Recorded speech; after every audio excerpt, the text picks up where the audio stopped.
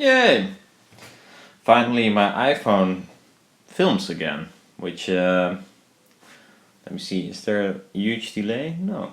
Well, a tiny bit, but apparently it didn't want to film if it was low battery. But, so, soon, in like less than a month, I go to a kind of meeting with a friend of mine.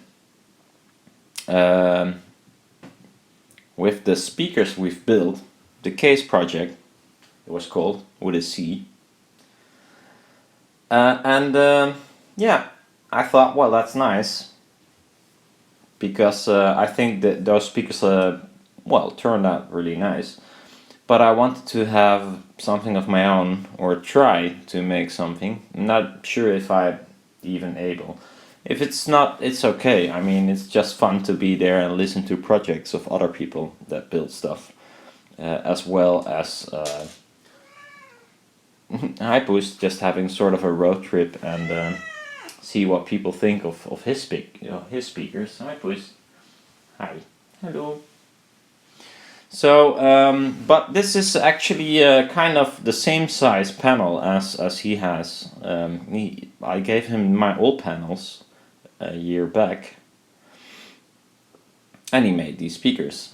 So I thought, well, that's a rather okay size to do something with a woofer and just a panel. Although I know if it's like, you know, it's not like a point source, and it is also actually not a line source, so bigger will be better. But the thing is, the question is, can I translate this to like a full range one? Maybe. But the thing is also, if you use mylar with a certain thickness of aluminum, you just have to keep, you have to keep those the same. So for instance, this is a panel, tiny panel, but you have to keep these track sizes the same, and also the thickness of the mylar the same. Of course the impedance will change, but if I'm gonna change stuff just because of the impedance, then actually the response might change. So what I'm gonna do, or try to do, not sure. This is not a glue panel, by the way. Just put some magnets on here in the way I would like to have them, sort of. So these are magnets that the magnets I have, but I cut them down to 7 millimeters to, as you can see, get an even open area, very even actually, and maybe even a tad too much. So maybe I could get away with 7.1 or a 7.2 millimeter magnet. And since I cut them anyways, in this particular instance, I can, well, adjust it, of course. Just throw away some magnet, apparently. But, so, what I want to try is making a mid-range with these thinner magnets than the 8.5 millimeters I have stock. So this is gonna cost, well, more work again. And see what it does if you have like a more controlled open area to the mid-range and the low end.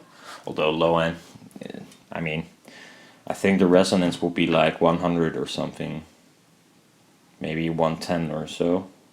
So there's not much to speak of a low end, but it is like a solid mid-range panel, I think, if it plays from 100.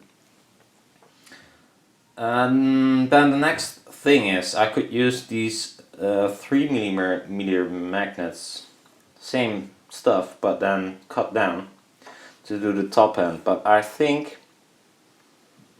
in this particular panel it worked, or from the Case project it worked. What I want to do maybe is actually use this mid-range and push-pull. That will gain 6 dB, and then the tweeter will be too soft. I could make the tweeter as well push-pull, but what I think, it will introduce too much like dips and peaks and random stuff, just because of the magnets being in the way. So the other option is, if I would like to make this push-pull, I'm not sure yet, I mean I can always decide later on, I'll use for the top end neodymium. So that would be 90 magnets, I think it is, sort of, almost, 80, 90. They're way stronger, so it doesn't need to be push-pull. And usually push-pull will lower your distortion, especially second order harmonics. But as seen in the, for instance, the single-ended ESL, it is most prominent in the lower frequencies. So since this is gonna be tweeter and even smaller than normal, so you get better dispersion of the top end, I think I don't need actually to make it push-pull. I think it's way overkill. I mean, if you reach the point where it distorts because of it being single-ended, I think this part, the mid-range, will distort earlier, so I don't actually need that amount of output. But this panel is a little bit too small, so I might have to adjust, make it a little bit wider, so I can fit the magnets in here properly. They're just sitting there right now, not even sure if it's in, well, there, because this is not my normal distance. So I will go back to what I use normally as a distance between magnets, and then adjust the panel accordingly. So it's gonna be a little bit wider, and one benefit of it is you can still have high tension and even a little bit lower resonance.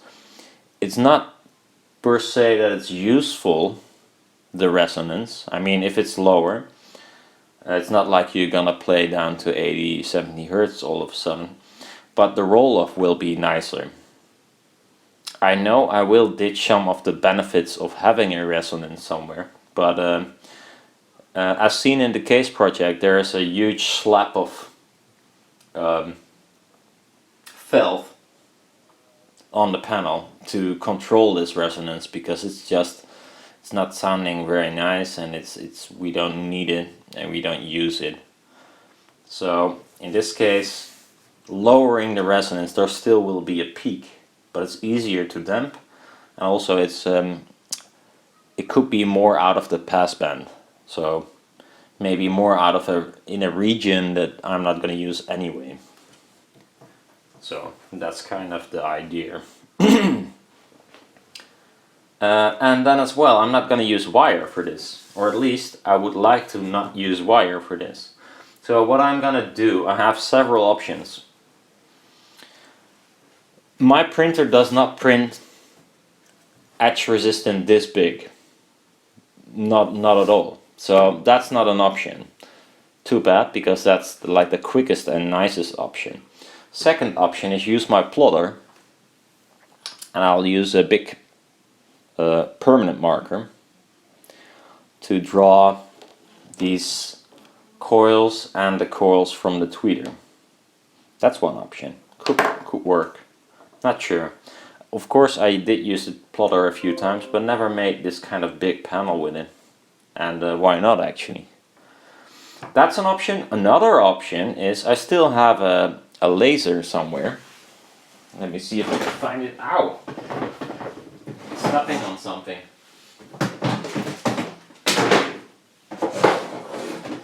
I still got this laser, I wanted to say. This laser. I'm not sure why there is IMAX glasses in here as well, because that's not going to protect you at all. Gotta throw them away. So this is the driver, and this is the Chinese laser. I'm not sure how much watt it was. I think 3 or something. Oh, 2.5 watt. wavelength 450, so I'm not even sure. I think it's the blue laser, I'm not sure. But I don't actually have an idea how to control this with my CNC software and such.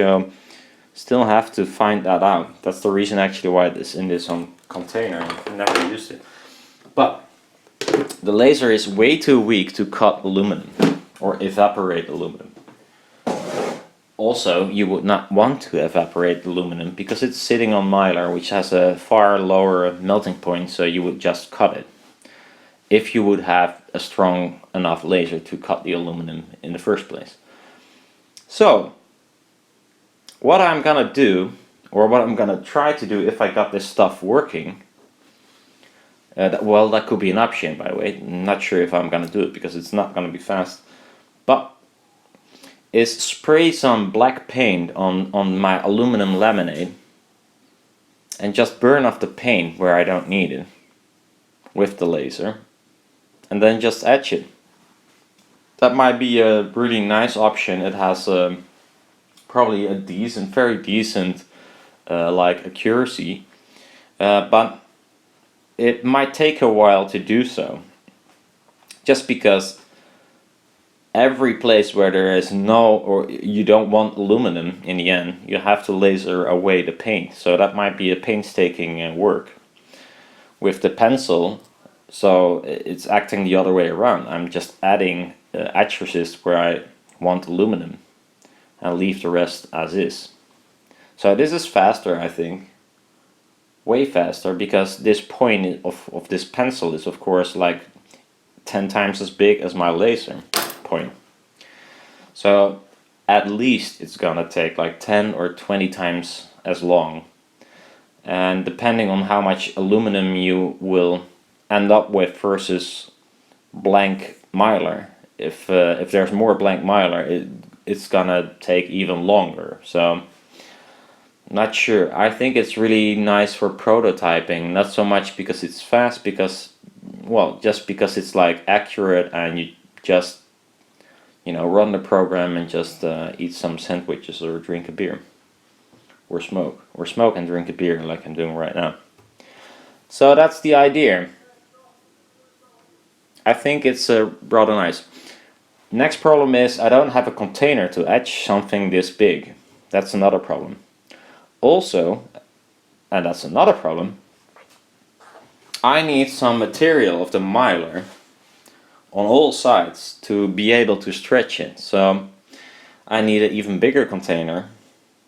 And as well, I probably don't want to etch away all the aluminum on these spots, because it's just a waste of my etchant. It will, well, it will turn shit after a while if you dump in a lot of aluminum. So, not sure what to do about that. So if you have any ideas, that would be cool. I thought about, what if you have the aluminum on something like a plate,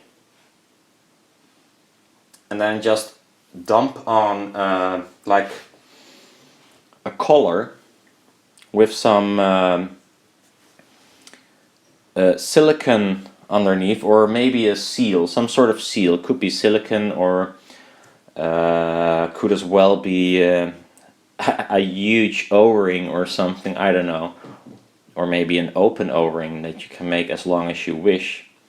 And then just dump in the etchant, and if you're done, put it in another container and then dismantle the whole thing. So you don't etch the whole foil. Just an idea, I don't know. So yeah, and I hope I can manage to do this all within a month. Probably not, but it would be nice to at least make one panel and see if it completely fails, because usually this is the case, so I'm not sure yet. But yeah, and then I decide some sort of width of these traces and a thickness based on a way bigger panel. So I will end up with a panel with very terrible impedance, very low. But it's all in the name of being able to make it way larger and get the right impedance. But at least if you do it like this, the way it performs will stay the same. except for that you get more low end the longer you make the panel. But at least the top end will stay the same. So you know, if it reached like 18K for instance, it will reach it if you make the panel bigger. It doesn't matter. It might just be reaching lower. That's the only well, it's even a benefit. But so if I change traces and such, then or thickness, then the whole thing goes to shit. It's not scalable. Then we get another problem. That means that this one is probably gonna be way too low in impedance, because this is a small panel compared to a big one. And that would be, it's okay, but I think my amp doesn't like it very much. So I probably, because I have such a shitty amp right now, I probably need some really huge resistors of 1 or 2 ohms and just pump in like half or maybe more of the power into the resistor just to see what the panel does. And I can't say much about efficiency then, although I could calculate it, but yeah, at least the amp won't shut off all the time. But the best solution would be having an amp that can reach down to 1 ohm load without a problem. So if anyone has one, I would be happy to buy it for nothing, because I don't have money. So yeah, small update, and yeah, it's a guy talking and you see some hands, so it's not very interesting probably, but yeah, I thought it's at least different than playing some tunes, although I like playing tunes. And a matter of fact, I'm gonna play some more tunes, but I post just for me, I guess. See you around next time.